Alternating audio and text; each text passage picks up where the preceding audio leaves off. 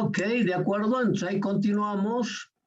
Bien, entonces hemos dicho, nuestro modelo del codificador más o menos es este tipo.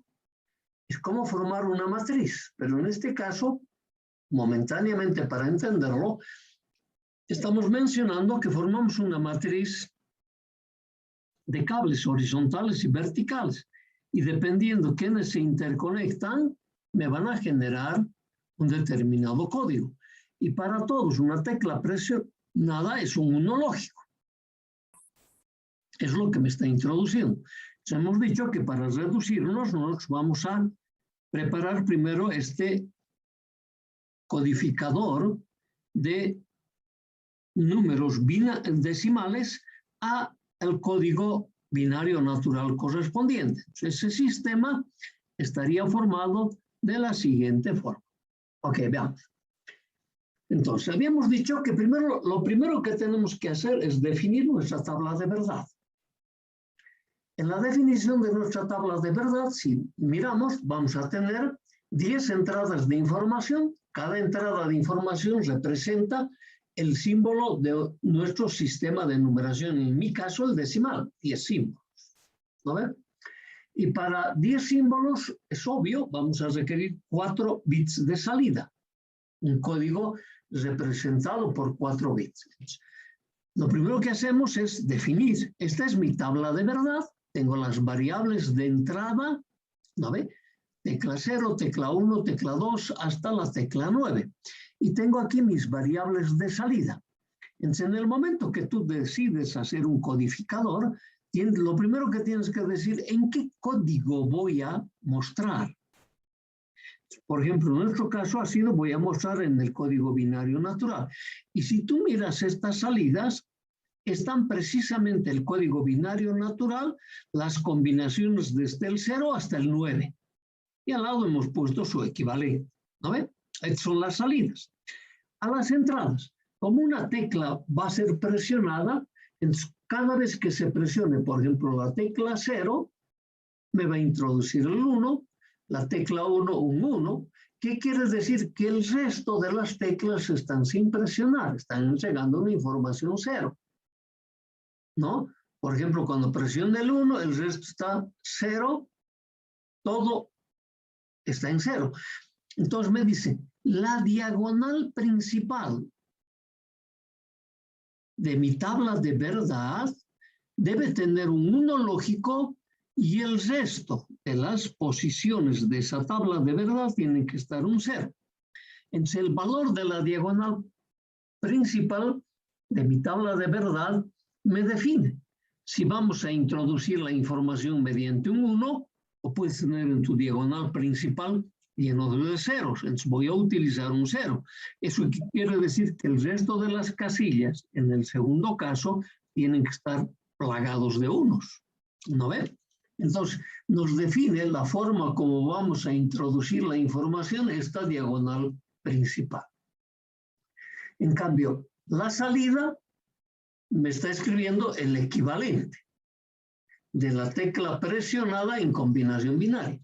Entonces, prácticamente en el codificador son todos datos, tanto la entrada como la salida. ¿No ve? Okay. Nada más sencillo que eso. Ahora me dice, tengo que empezar a escribir mis distintas salidas en función de las teclas presionadas. Aquí está mi tabla de verdad. Por ejemplo, Q0 se va a activar, ¿no ve? En esta posición, a quien corresponde al 1, en esta posición a quien corresponde al 3, y así siguiendo. Q sub 1 se va a activar en esta posición, a quien va a corresponder al Q sub 2, al Q sub 3, al Q sub 6, etc. Entonces, prácticamente, si nosotros podemos escribir de esa manera, nuestras funciones va a ser muy sencillito, ¿no? No necesitas ni siquiera hacer el diagrama de Carnot, en este caso. En serio ya tengo que el Q0 va a tomar el estado 1 para A sub 1, A sub 3, A sub 5, A sub 7, A sub 9, y ligados por este operador, unió. Entonces, ya tengo la función de salida para Q0, la función de salida para Q1, la de salida para Q2 y la de salida para Q3. Aquí tengo ya los 4 bits de salida, ¿no ve? Que me van a representar el código correspondiente. Ok. Y vamos a mostrar enseguida el circuito. Ahora, aquí en esta filmina estamos diciendo, existía el primer codificador que se ha desarrollado cuando recién aparecen los sistemas digitales, cuando se los ha implementado los sistemas digitales. Y a ese codificador se lo venía a denominar como matriz de diodos. En esas computadoras antiguas, debajo de su teclado ustedes van a encontrar un enjambre de diodos. Hay harto diodo ahí. Pero esos codificadores eran de por vida, nunca se destruían. En cambio ahora le caen unas gotas y chao, ya no te funciona, ¿no ve? Claro, corre un software. Y los sistemas que están ahí adentro son cada vez más sensibles al tema de la humedad, entonces corren grandes peligros. Ahora, no solo ese sistema, el codificador, la matriz de diodos se conoce con ese nombre, se ha utilizado para el codificador, sino también se ha utilizado como la primera memoria elemental. A esa memoria elemental se lo vino a denominar ROM. Sí. Todavía existen muchas memorias de ese tipo. Todavía no se los ve el diodo, pues están dentro de un circuito integrado, ¿no ve? Ok, pero existe. Todavía se utiliza. Vamos a mostrar nuestro codificador, no nuestra memoria. La memoria no sabemos nada. Entonces aquí nos estamos copiando nuestras funciones lógicas que hemos definido a partir de la tabla de verdad. ¿No ven? Ok. Entonces, aquí está mi matriz. Entonces, y está clarísimo. Por ejemplo, acá. Esta es la salida de una parte del código que es el Q0. Entonces me dice el Q0 va a tomar el estado 1 cuando se apriete la tecla 1. Entonces ahí tengo un diodo uniendo la matriz formada por los cables. Otro diodo, porque va a tomar cuando se presione la tecla 3. Va a tomar cuando se presione la tecla 5 y la tecla 9. Ahí ves, son la cantidad de diodos que va a haber para accionar este Q0.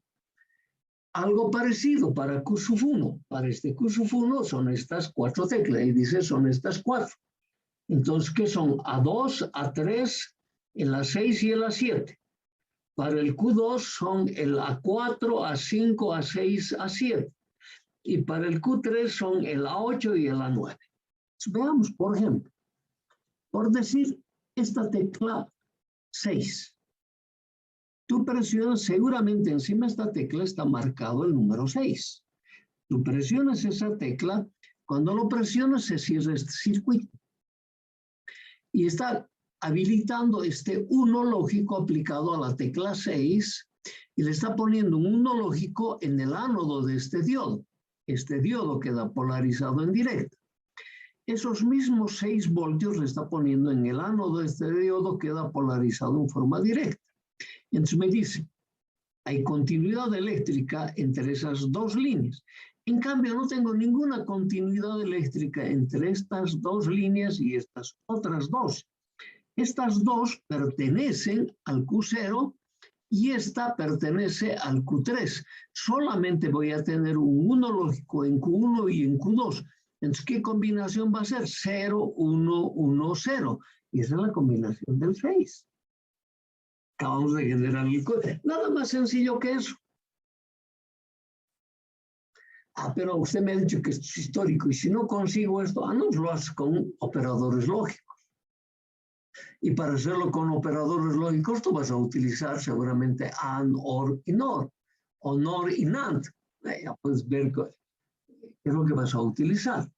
Ahí tienes, hecho con operadores lógicos como el que normalmente, hoy en día esos pequeños codificadores, teclados de 7 segmentos se pueden manejar de esta manera. ¿no ve? Y están respondiendo a estas mismas funciones. Si me dice, cuando presiono la tecla 6, aquí va a haber hasta generarme estos códigos en función de estas ecuaciones lógicas que hemos establecido. Entonces, claro, no podemos hacer otro tipo de teclado acá con esta lógica, porque nos van a salir en circuitos complicados. Por ejemplo, imagínate las 83 o 87 combinaciones que estábamos utilizando del código alfanumérico, la cantidad de diodos que vas a usar. O lo mismo, la cantidad de operadores lógicos que vas a usar es enorme. Y a medida que más diodos utilice o más operadores lógicos utilice, el consumo de energía es elevado. Entonces es mucho mejor tenerlo dentro de un programa almacenado que te corre como rutina la codificación. Claro, pero muchas aplicaciones todavía hay que se aplican este tipo de sistemas. Por ende, yo tengo que aprenderlo, tú tienes que aprenderlo, porque en tu ejercicio te vas a topar con muchos de esos sistemas. Y todavía, ¿por qué tiempo más? Por mucho tiempo más. ¿No ven? Ok. Y la forma de diseñar es esta, muy sencilla. Ok. Entonces, ese es nuestro codificador, ya tenemos un elemento. Ahora vamos a hacer el proceso inverso, el decodificador. En nuestro decodificador hacemos la tarea inversa del codificador. Entonces, ¿qué me dice? Va a entrar, no sé, por ejemplo, un decodificador de binario a decimal. Entonces, en el binario me van a entrar 4 combinaciones. Va a tener 4 entradas de información. Y para cada combinación de esas 4 entradas de información, solo una salida se va a activar. Claro, es el proceso inverso. ¿No ve? Ese va a ser nuestro codificador, o decodificador en mi caso.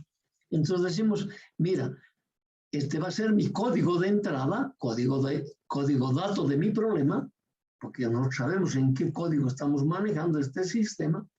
Y repito, puede ser el código binario natural, puede ser el código Gray, puede ser otros códigos. Ahora, hemos dicho, existen algunos circuitos integrados en un código, en el más usado. ¿Quién es el más usado? ¿El binario natural o el BCD natural? ¿No ve? Y a la salida voy a tener una salida reaccionando por vez, que va a responder a cada combinación de la entrada de información. Por ejemplo, Q0, Q1, Q2, etc. El Q2, por ejemplo, seguramente va a responder a la combinación que sea 0, ¿no? 1, 0, si es que es de 3 bits, ¿no ve? Y ese es el 2 para nosotros. Ok. Existen circuitos integrados, y aquí te hemos copiado de los manuales estos circuitos integrados. 74HS42, que es BCD natural a decimal. El código binario entra, ¿no ve? A decimal. El 74HS154, binario a decimal. El 74HS138 de octal. De 3 bits a octal. Ahora, otros códigos como circuito integrado no existen. Entonces los tenemos que diseñar. Ok. Y mostramos uno para el ejemplo, obviamente. Entonces, ya sabemos que aquí es como tener los resultados de un proceso. Y como estamos manejando siempre binarios, entonces es lo que te está diciendo aquí. Un sistema digital puede procesar tanto instrucciones como números. Las instrucciones son palabras, ¿no ve? Ok. Tanto instrucciones como números mediante niveles o trenes de pulso que representan un código binario correspondiente. Y a la salida tengo que obtener la representación de esa combinación que nosotros queremos representarla. Si queremos transformarla, porque nosotros teóricamente no conocemos mucho al binario. De a poquito vamos a ir tomando esa destreza. Entonces, ¿cómo va a ser nuestro decodificador? Entonces, aquí hemos ido presentando el decodificador, el más sencillo, que sea el primero que se nos presenta, que tiene solo una entrada, por lo tanto va a tener dos salidas. Porque esa única entrada puede ser 0 o 1, por eso tiene dos salidas. ¿No ve? Cuando tenemos que realizar un decodificador de un solo bit de información, este constituye el reconocer el valor binario del 0 y el 1. Ese es el decodificador más elemental que te puedas imaginar. Entonces vos dices, ¿por qué nosotros decimos dos salidas? Porque como estamos hablando de una información, n es igual a 1. Ajá. Resulta que 2 a la 1 es 2, tiene que haber dos salidas. Tiene dos salidas, que a su turno, cada una de las salidas tomará un 1 o un 0, dependiendo que representa la entrada de información n. Si representa un 0 o representa un 1. Entonces, reaccionará la salida correspondiente. Entonces, lo primero que tienes que hacer, como siempre, tu tabla de verdad. Tengo mis entradas y tengo mis salidas. En mi tabla de verdad, una sola entrada. Entonces, esa única entrada puede tomar esta combinación de 0 a 1. Por lo tanto, cuando toma el 0, va a reconocer el Q0. Cuando toma el 1, va a reconocer el Q1. Entonces, ahora es al revés del codificador. La salida en su diagonal principal está reconociendo la combinación binaria que ha sido activada. Como se trata de un sistema de un bit, por lo tanto, tiene una sola entrada. Y esa única entrada puede ser 0 y me va a hacer reaccionar a este Q0, puede ser 1 y me va a hacer reaccionar a este Q1. Por lo tanto, la diagonal principal va a estar de unos y los otros elementos van a tomar el estado 0. Es exactamente el proceso inverso del codificador. Ahora, con una única variable de ensado no conviene aplicar ningún método de síntesis. Yo puedo escribirla de la tabla de verdad la función correspondiente. Entonces me dice, este Q0, ¿qué va a ser? El A negado. ¿No ve? El Q1, ¿qué va a ser? El A. Ya tengo mi función. Puedo incluso dibujar el circuito, pero no tiene sentido, ¿no? Es un circuito demasiado elemental. Donde empieza ya la pequeña, no complicación, pero empieza ya a tener una estructura bien diferente cuando tengo dos entradas y cada una de ellas, no, o sea, en conjunto representan un código de dos entradas de información. Entonces me dice, ellas representan 4 combinaciones. Por lo tanto, tus salidas tienen que ser eso que acabo de decir, 4 salidas. Entonces, ahí estamos definiendo nuestras 4 salidas. Y estas 4 salidas ya las podemos definir en un determinado código. Por ahora, si esta es la combinación que vamos a definir, código binario natural. Porque podríamos haberlo hecho en Gray. ¿No ve? A ese circuito no existe. Pero primero que estamos queriendo mirar aquello que se conoce y que no tenemos problemas en sintetizar. Entonces, mis entradas van a ser 2, A y B. Y van a tomar estas 4 posibles combinaciones. Entonces me dice, mis salidas van a ser 4 salidas. Y en la diagonal principal van a estar representadas el nivel en que se activan. Entonces, cuando venga la combinación 0,0, activa el Q0. El resto no activa. Cuando venga la combinación 0,1, se activa el Q1, el resto no se activa. Y así, siguiendo, cuando viene la combinación 1,0, es el Q2, se activa. Cuando viene 1 y 1, es el Q3, el resto no.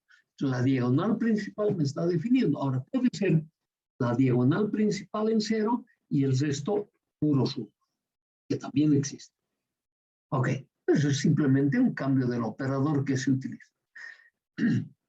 Ahora, mediante el mapa de Carnot, nos podemos hacer esta síntesis. Claro que nosotros, solo para mostrar, es pérdida de tiempo utilizar para 2 variables un diagrama de Carnot. porque vamos a tener de los 4 cubos que define un diagrama de Carnot, un solo cubo con un 1 lógico. Ni siquiera puedo hacer grupos. Entonces voy a hacer el mismo grupo que es adyacente a sí mismo, ¿no ve? Claro. ¿Y qué me está generando? El A negado, B negado. Mira, Q0 es A negado, B negado. El otro diagrama de Carnot para el 1, un solo cubo, es el A negado y es el B, A negado, B. Y así tengo mis 4 funciones. Ok. ¿Por qué lo hemos hecho para estas 2 variables? Porque para ser ociosos, repetir, para cuando el número de variables vaya creciendo, lo único que tienes que escribir de la tabla de verdad a qué combinación correspondiente y la función que has definido. Nada más sencillo que eso. Ok.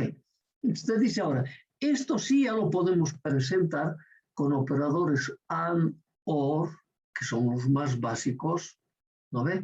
Posiblemente también utilices algunos inversores. Puedes también hacerlo con NAND o NOR. Eso ya nosotros sabemos, ¿no ve? Entonces, por ahora está representado por este circuito. Aquí tengo mis variables de entrada A y B. Sabemos que vamos a necesitar inversores porque voy a necesitar las variables negadas.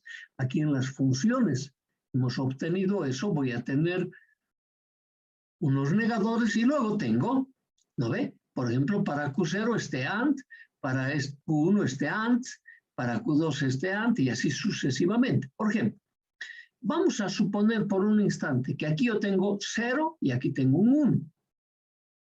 Claro, todo el mundo ya sabe que esa combinación responde al 2, ¿no ve? Ok, pero veamos.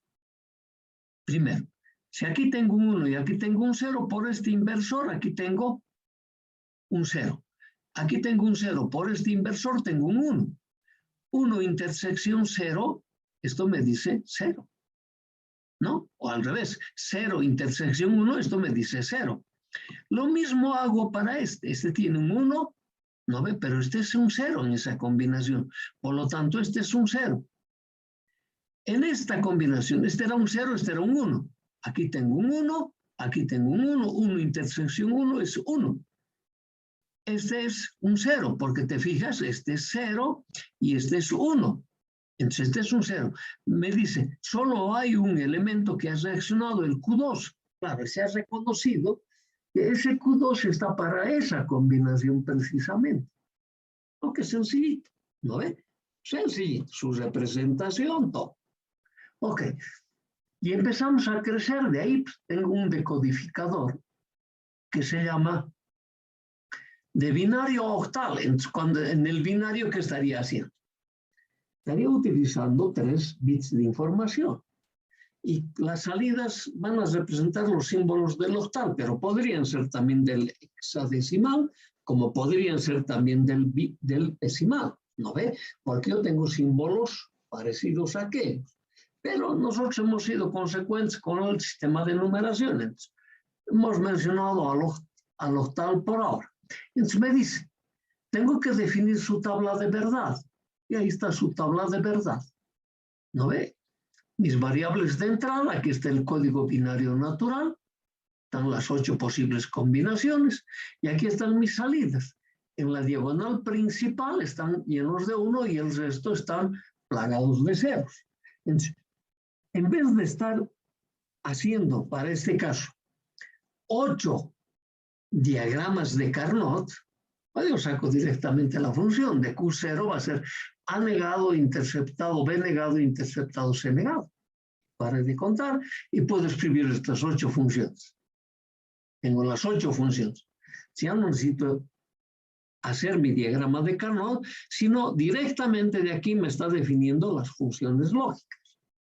Entonces, estas funciones lógicas los voy a representar en este circuito. Me dice 3 variables de entrada.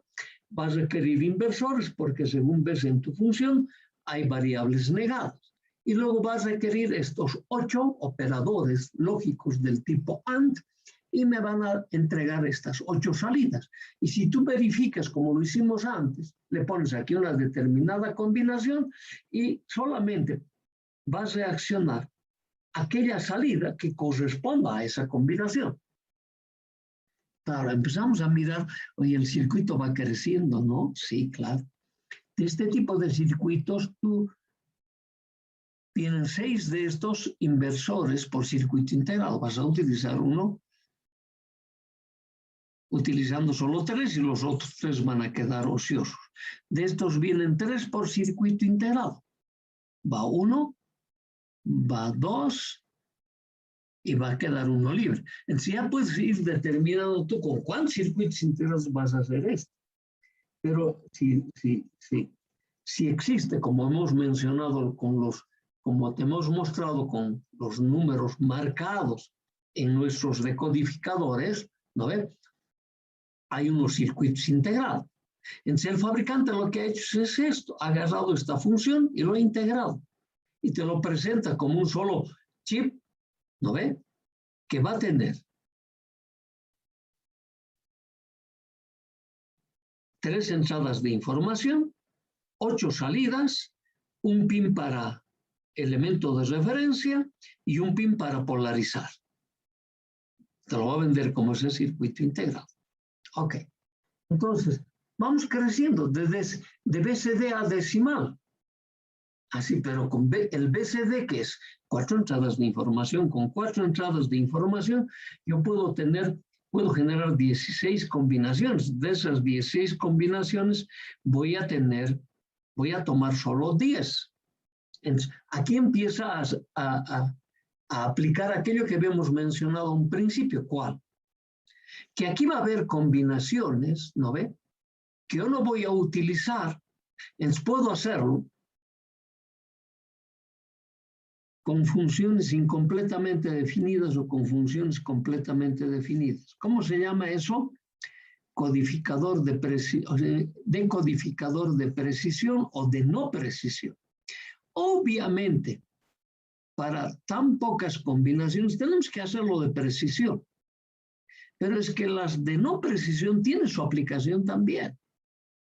Pero es cuando el número de variables es demasiado grande, ahí sí nos conviene utilizar las de no precisión, porque nos van a significar circuitos con el menor número posible de circuitos integrados. Si nosotros hábilmente elegimos algunas combinaciones para sintetizar las funciones.